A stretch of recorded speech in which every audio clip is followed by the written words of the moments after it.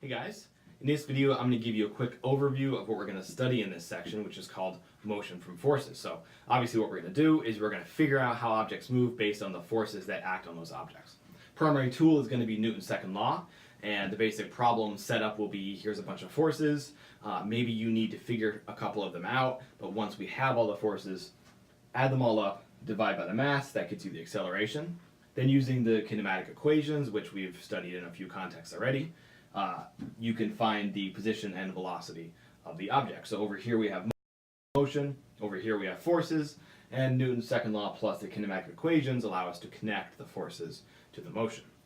So we're going to spend a fair amount of time studying Newton's second law in a bit more detail, specifically how do you get unknown forces out of Newton's second law, and how do you get the acceleration in a variety of circumstances using Newton's second law.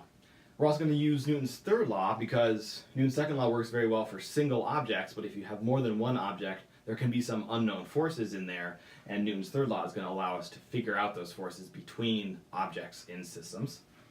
And then we're going to lead to the specific case of coupled objects. So these are objects whose motion is directly connected to each other. They might actually be connected, like with a rope, or they might just be touching and pushing against each other, but somehow their motion is coupled together, and so you need to use a few special solution techniques to figure out motion in that specific case.